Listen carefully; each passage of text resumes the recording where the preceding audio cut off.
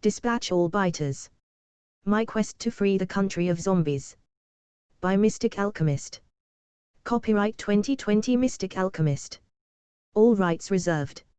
Written in Australian English. This book is a work of fiction. Names, characters, places and incidents are either a product of the author's imagination or are used fictitiously. Any resemblance to actual people living or dead, events or locales is purely coincidental. Chapter 20. Nuclear sparks. They are all running around like a bunch of chooks with their heads chopped off, one of the returning men said. There's still no real security around the fence. Nuclear next, I said, make it hard for them to see their own backsides. Traveling the same order as when we stormed the airport, our bus driver navigated and I drove lead with Geraldine between us offering extra advice. There was no doubt we stood out as we moved. Even with our headlights off, the 3 speeding trucks were easy to see, but no one seemed to be looking. All the street lights were alight and so were the traffic lights whose colors we completely ignored. Above I heard the occasional jet engine as planes circled the airport behind us looking to land. How I wished for a missile or 3 to bring them down. Something to investigate tomorrow. The nuclear precinct was by the beach and well away from other buildings. Clear ground on all sides and plenty of warning signs and then a highly secured and lit fence forming a funnel to guide and trap intruders toward a gatehouse and it looked manned. No sign of guns, but I thought it best to stop before we were committed too far. Just smash through the boom gate and we'll shoot out the guards, our driver said, then keep going and shoot the substation. The others from the following trucks were all out waiting for my instructions. Okay, man the guns, I said. A run back to the other trucks and Geraldine and our bus driver getting their machine guns ready to fire out the side too. I waited for everyone to be ready and then took off heading toward the lowered boom gate on the road directly ahead. The shooting behind me started before I got to the gate, pieces of the guard post falling off against the onslaught of bullets. The flimsy red-striped boom gate flying alongside me as I drove straight through it, the truck not even pausing, the bright metal boxes of the power substation clearly ahead on the right, but no tall power towers for the wires. Everything must be underground, but there was still the hum of power as I turned right to run along a service road, the transformers protected by a chain wire fence. Close to where the line of transformers began, I slowed and heard the guns start behind me. Slowly I kept moving, giving them a good chance to shoot every one of the long line of metal boxes. No sparks at all. No explosions and no sign we were making any effect until I was at the end of the run and needed to turn to try again. Then I heard it. A loud bang like nearby lightning followed by 2 more even louder. Sparks, Geraldine yelled. I couldn't see any, but then there were more bangs. Something was certainly happening. The building went dark. All around had been brightly lit before, and now it was gone. The town, someone yelled. I looked out the left and didn't see the town. We still did another run of shooting at the transformers, but there was nothing else to stop. There was no guard at the guard post and definitely no lights as we tried to make our way toward the city to get ourselves set up near the meeting place for the morning. I had to pull over soon to let everyone get back into the truck cabs, and we had a quick discussion. No real guards, our bus driver said. No real big sparks either, Geraldine said. I want us to find a good hiding spot near one of those meeting places where we can wait out the night, I said. I'll work it out as we drive, our bus driver said. We set off through the dark again. We drove past both the sites Kathy had said, the shopping center and the park. Both had good and bad points, but the shopping center had my vote. It was full of undead, and I had the feeling we would need a distraction in the morning. It was also full of cars to offer hiding places for our trucks. How about we refuel our trucks, I said when no one was tired enough to sleep. It took more time than I liked, but all 3 of our trucks were eventually full of fuel. Geraldine took to checking contents of vehicles and finding food and drink to keep everyone satisfied, while I found the man who knew about these truck data radios and asked him to be prepared in the morning to check Nigel and Kathy's truck. Can't be trusted, he said. Or not careful enough and being used. We all attempted to sleep, but I know I couldn't, too many things going round in my mind. Before this night, I was ready to hit this city as we'd done and then try to get a boat to get away from this country for somewhere without zombies where we could all live a normal life. Now, we'd hardly found any opposition. Their troops seemed amateurs, especially since we were not even trained ourselves. A few men and a girl had crippled them so easily that even I was surprised. Maybe there was a chance of us taking back the city. I knew some would never be able to go back to a normal life easily after the last few days. Daylight. I had worked out my orders. I want someone to check the front doors to the shopping center to see what is needed to get the main doors open when we need the distraction. Then I want everyone else spread out in good hiding places ready to watch what arrives while Tom and me meet the other two. Tom's going to check that the radio hasn't been activated. What if it has? Plan 2. I intend to use whatever we get, but I expect someone to be very upset when they know that we didn't follow instructions and wait. Whatever happens, once I walk away from the truck we're meeting, that's the sign to release the zombies. What if they bring another helicopter? Geraldine asked. Shoot it down as soon as you can. No need to ask, just shoot. It'll be easier to aim in the day, Geraldine muttered, others nodding. Well, let's all hide up and wait. It was a long wait. We hadn't set an exact meeting time, so I suppose it was still morning up until midday, but the warmth of the morning had me fighting to keep awake, and I know I had dozed because I had to be woken to be told that Kathy and Nigel had arrived. Still half awake, I tried to make ready, but even my axe didn't want to hold itself in my hand. I'll come to, Geraldine the Brave said, I'm more awake. I didn't object, even letting her lead toward the parked truck, Nigel out and standing along the driving seat. I did spot Tom approaching from way off the left, but they hadn't seen that, too much concentration on Geraldine with her machete swinging by her side. How'd things go? I asked when we were close enough to hear their answer, but there were no immediate reply. Someone hit the airport last night, Nigel said when I was right up to him, Kathy looking at me through the open door. So there's another resistance group, I said, we'll need to meet up with them. It wasn't you. Kathy said. We were waiting for you to give us the best way, I said, what did you find? It's hard. There's so much security and with that attack it will even be worse. Nigel was parroting Kathy's prepared statement. Even Geraldine was looking up at me. I hoped they didn't clock her contempt. Tom here is going to check your truck. Don't worry, we want to make sure you're still safe, I said as Tom came to the open driver's door and opened the bonnet catch. Where did you sleep? I said while Tom peered into the innards of the engine. My contact's house, Kathy said as she strained to see what was happening in the engine bay. They said we would be safer there. And you? Tom had a hand down the engine now. A motel like last night. Not as comfortable and too many interruptions to really sleep well. I still feel tired.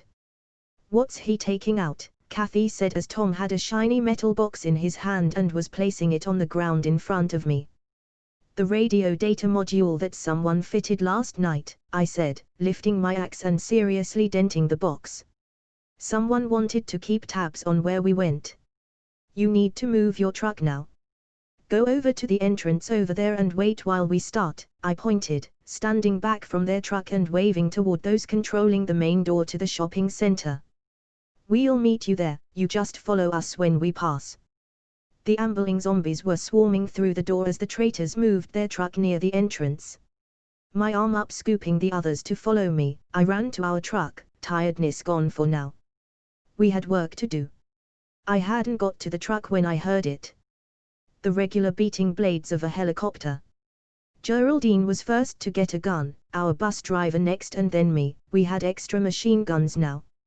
Our 3 guns pointed up and I'm sure the other 2 would be as well, but the helicopter wasn't interested in us, heading directly to Kathy and Nigel's truck and coming down lower as they approached, the machine turning sideways and a man opening the side door and taking hold of the machine gun mounted in the side. We all began shooting using him as our target. These guns didn't have precise sights, and having it loose over the truck made certain it was extra hard to be accurate. I wobbled my gun up and down and left and right trying to keep it centered in the middle of that Black Death machine. I saw their shooter aim his gun and fire, but it was not toward me and he only got one attempt before someone shot him and that made the helicopter wobble too, and even in the daylight bright flame was spewing in a jet out the back. I stopped shooting, and slowly the others did too, watching the death spiral of the machine as it twisted into the car park, squashing a few undead before it did burst into flames. I ran toward Nigel and Kathy, seeing Nigel helping Kathy to walk, one of her legs hanging loose. "Where's the phone?" I yelled. "Get it out now." Both them looking at me like I was mad. "One or both you have a phone. Get it out now." Nigel let Kathy go and put his hands in his pants, pulling out his pockets, but I knew it wasn't him. Even he looked at Kathy now. "Get it out or we'll have to strip you. Those helicopters home on phones and it was definitely homing right at you." She reached behind herself, one hand sliding down her pants and returned with a phone, the screen still showing the blue light where it had been triggered by the helicopter. "Drop it." She did and I came and stomped hard with my boot on the device. Not as much damage as I wanted, but at least the screen was cracked and the light was out. "You know they just tried to kill you and it was not us they were targeting," I said. She looked silently down to the pavement. "I was going to offer you who you wanted to work for, us or them, but I think that decision has been taken from your hands. Now it's either us or stay on the run by yourself. Choose now." "I only wanted to keep options," she said, "most of the others close now but keeping a respectable distance. I was trying to keep you safe." "I'll vouch for her," Nigel said. "Let's get away from here before reinforcements come or these undead get too close," I said, shaking my arms toward the others to get the trucks here. "You follow us and we'll look at your leg." To the others I said, "Keep people on the guns as we drive. If we can capture more trucks undamaged, we'll increase our army." We didn't get out of the car park.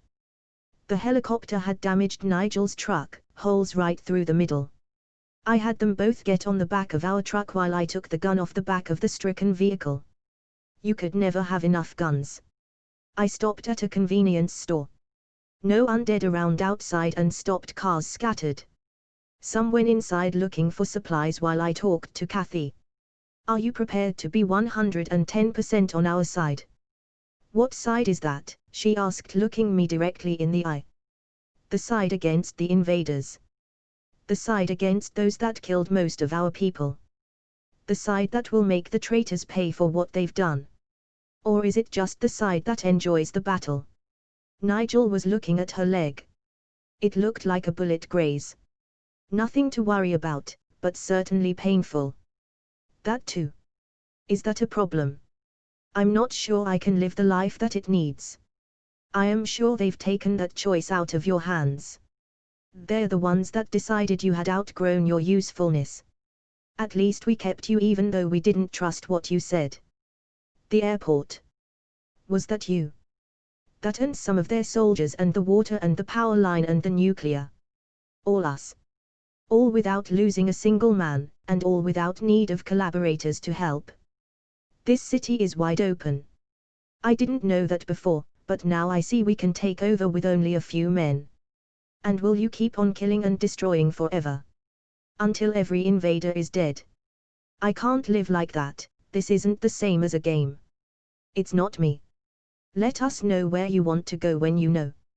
Until you choose, you fight with us." "I'll go with her," Nigel said, looking up from his wound bandaging. "Your choice. Both you let me know when you decide." I walked away knowing neither of them could be fully trusted and me even more determined than ever to take over this city. I also knew I needed to make sure they had no way of worming their way back into the traitors currently running this place. A plan was coming to me. I knew it was pure vengeance guiding me, but there were some good military reasons to follow it too, providing I kept the military part to the fore. "I have a plan for an attack later this afternoon and we really need somewhere to rest for the day, but I can't forget those 2 trucks we left by the airport fence. Is it worth seeing if they're still there?" I'd like to see what's left at the airport, one said. They might have more planes to shoot, Geraldine said. Those trucks would be good now we've lost the other one, our bus driver said. We could sleep in that hideout. There was plenty of nodding with that. Lead on, I said. The city seemed more threatening by bright daylight. So many places for enemy to be hidden ready to swoop down and get us, but nothing. I counted 2 buses who completely ignored us and several small groups of people, all Easterners, walking past with no sign of any military at all. The airport fuel dump was still burning, that much I could see from a distance. There were more planes, but parked just off the runway to unload, the terminal left for now, and the 2 trucks were in the gate where we'd left them, still 3 undead walking around guarding them and no sign of any vehicles patrolling when we stopped our trucks close. Tom to fix the radios and some to install the guns and make these trucks work. The 3 zombies had to be dispatched, and then the trucks were armed and made ready, and still no one had come to investigate our presence. While I looked over the scene, a jet was screaming as it was making ready to take off. Everyone on the guns and trucks, let's shoot up these planes again. I want that one smashed on the runway. No arguments and everyone looking for a place and all 5 trucks ready. Quick run. Hit whatever you can and get out quick. No order, everyone took off, me with Geraldine and Kathy and Nigel in the back as I made across the grass toward the screaming plane. Behind the rear window, Geraldine and Nigel had guns ready to use while Kathy was cowered against the back of the cab. The 4 other trucks were fanned out, 1 man on each gun, making quickly toward those parked planes. We really had an army now. The others struck first. I watched them driving past the planes, shooting as they moved, people scattering before them. 3 planes, all sitting ducks. Only the moving one now, and I was getting close to the edge of the runway ahead of where this moving plane had to cross. The shooting behind me started too early, the plane slowly increasing speed and getting closer as it gained speed. Rat-a-tat. Both guns hammering toward the shiny target. I was trying to see any evidence of bullets hitting, fearing most of our shots would be too low. The engines scream intense as the pilot seemed to be trying to get the machine airborne quickly and shift it away from our path. The 2 guns didn't stop. I was wondering how much ammunition was left when I saw the puff of flame and then heard the metallic bang as something exploded inside the plane. Both shooters stopped and Geraldine yelled and I started the motor and began moving as quick as I could to turn around and run away. The stricken plane was heading straight for us. Maybe deliberately, I would never know. The plane was steering right for us, flame now spewing out the closest engine, and the more I turned the more the plane turned toward us. Like a heat-seeking missile it seemed to be locked onto our truck. Shoot the pilot, I yelled as I drove. Someone did begin shooting again, but the truck was now going fast and the plane was slowing, so it was not going to get us. I didn't stop to look back though, just making for the gate as fast as I could. We'd already had enough excitement for one morning. The same sirens as last night wailing across where the terminal was. All our trucks together by the gate, we made for the building we'd used last night. The extra trucks making it hard for everyone to get in, but we squashed in. The doors slid shut and we could all calm down and rest. Only enough ammunition for one more big attack, someone said as everyone checked the trucks for damage and supplies. That was fun, Nigel said, 4 planes down so easy. And where was the security you said we would find? I said to Kathy as she was still cowering against the cab. An attack in broad daylight on a critical target, and where was the security? All those people, she said softly. Even Nigel shrugged before I said, all those Eastern enemy. I'm sure the rest wondered why I kept her alive and with us. I know I did.